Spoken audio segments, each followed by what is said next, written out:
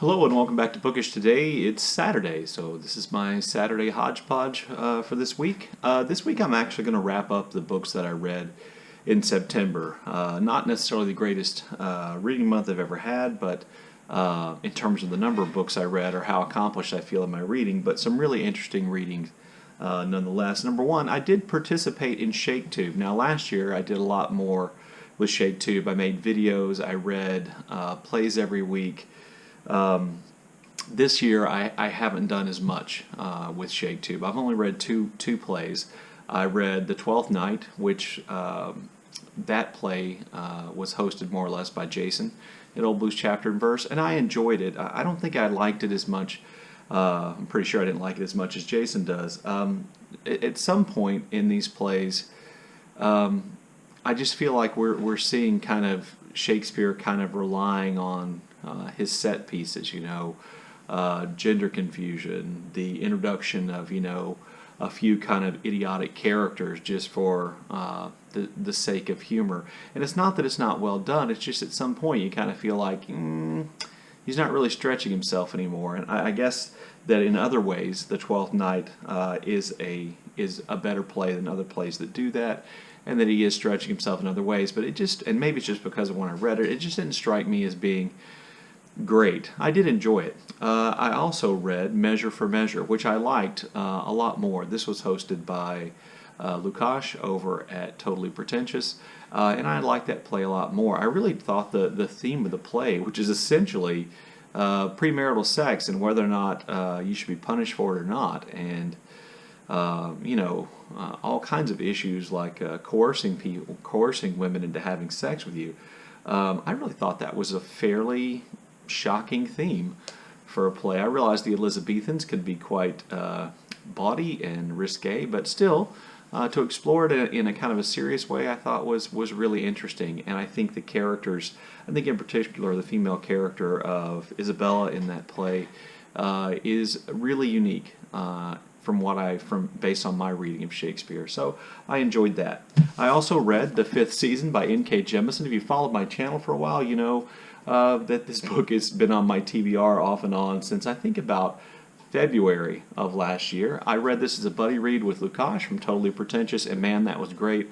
Lukas is a great buddy reading partner, and we both enjoyed the book. I really had not read a lot of fantasy other than the reread of the Stephen R. Donaldson series about Tom's Covenant. I haven't read a lot of fantasy in a long time, and this was a really nice way to get back into it. I really thought Jemisin's world that she created was really inventive and very different. I liked the way she went about her world building rather than a lot of exposition. One of the threads, and there are several, or at least two threads that run through the story. One of those threads is told in the first person, which I think allows you to experience kind of a lot of the world that Jemisin creates. But even when she's telling the other parts of the story, the other two parts of the story, in third person, the world building doesn't hit you over the head. There aren't these long sections of description necessarily in how things work. You kind of learn how things work by watching the characters experience that. And then it was also really exciting. I think I read the last 150 pages in one sitting because the end of the book was quite exciting. I really liked this. This was good, and I enjoyed reading it. Also, along the buddy read theme, I read The Hiding Game by Naomi Wood with Britta Bowler, and my review I posted just a couple of days ago, and I'll just sum up by saying I thought this book held a lot of promise as a work of historical fiction because of where and when it was set, and I was somewhat disappointed by that.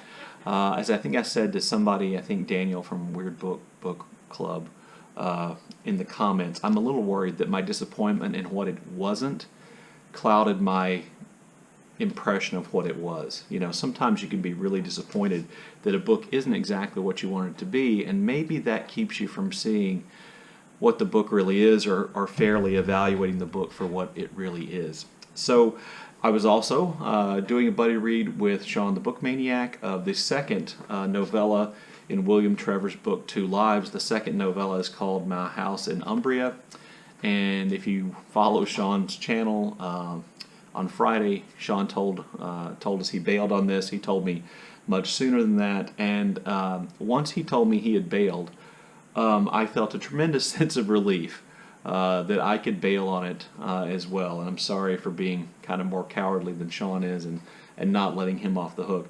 But it's just not good. I love William Trevor. He's one of my favorite writers. Almost all of his stories really speak to me and I think are really emotionally powerful. But as Sean said in his kind of bail review, Trevor's trying to do something different here. And there is confusion about the difference between reality and the imagined world. There are characters who unfortunately to me feel like stock characters, and the setting of the novel is outside of William Trevor's bailiwick, I think. And I just think I don't think the novella is a success. So after about 50, I think maybe 50, 60 pages, Sean bailed, and I decided to bail too. I may go back and pick it up later, but there's other William Trevor that I'd much rather read. What I've been spending most of my time trying to read is this biography of Elizabeth I by Anne Somerset. I am loving this book. As a history person and as a biography person, this is a really good, enjoyable biography. But, you know, after several weeks of reading, I'm only on page 203, in part because the print is so small, and in part because the story is so dense and so full of details, and not, this is why the book is great, by the way, and not in a tedious way, but in a fascinating way. I'll read along and I'll feel like I've read, you know, 30 or 40 pages, and I'll look up at the page number and I've read 6. There's that much good stuff in it, and it's just fascinating, the intrigue of Elizabeth's court and her reign as Queen of England. I'm just utterly fascinated. I'm going to keep reading that this weekend up until Sunday. I think Sunday or Monday. Is it Sunday or Monday that October begins? Let me check here real quick. Oh yeah, I got several more days to read this. So I'll be reading this up until, let's see, Tuesday, when Victober begins. I have set my Victober TBR for the most part. I'm waiting for one book to come in. And then I'll do my Victober TBR video, and I'll also be doing Mel's Gone with the Book TBR, because I'm going to try to do that as well. So that video will be coming up later. So the last thing I want to talk about today is kind of a BookTube issue, or a YouTube issue, and it has to do with monetization. So if, like me, you follow all kinds of different channels, you follow channels large, you follow channels small, you may notice that some of the larger channels you follow are monetized and some of them are not. Claudia at Spinster's Library has done a whole kind of incredibly honest series of videos about monetization and why and what it means for her, that, you know, if this issue of monetizing your BookTube account is something you think about, you should go check that out, because I think those are excellent videos. I'll try to remember to leave a link to those down below. And I would be dishonest if I didn't say that in some ways I'm interested in this issue of monetization, because as my channel maybe gets larger, this may be something I have to think about. Do I want to monetize my channel or not? You know, on the negative side of monetization is that you are then kind of, I want to use the word subjecting, but I don't know a better word right now, but you're kind of subjecting your audience to advertisements, either before or at the end, or sometimes even in the middle. You may know I also have a fishing channel on YouTube, and fishing channels monetize as soon as they possibly can, and the big fishing channels have, you know, ads throughout. They have ads before, ads after, they have pop-up ads, and I can tell you that can be an annoying factor. So I kind of worry about that, and I think about that. But on the other hand, you know, I just did recently the Bougie Booktuber tag, in which I kind of confessed to becoming increasingly bougie as I've gotten older and getting away from kind of what I would have liked to have thought about as my proletarian roots and ideas that I might have had when I was younger. But to go kind of proletariat on you here with this whole BookTube thing, or this whole monetization thing, YouTube makes money from our videos whether we're monetized or not. People come to our channels and they watch our videos, and that increases foot traffic for YouTube, and they profit from that. I'm not suggesting they're gouging. I'm not suggesting they're doing anything wrong, but they do profit from the fact that we bring people to their platform one way or the other, no matter how many or how few. We bring people to their platform, and that helps them sell ad space, and that ad space helps them make money.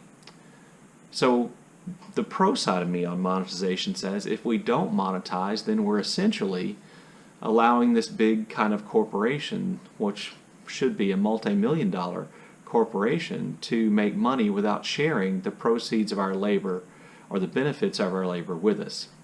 Anyway, just something to think about. Let me know what you think about that or anything else, the books I told you I read, in the comments section below, and as always, thank you for watching.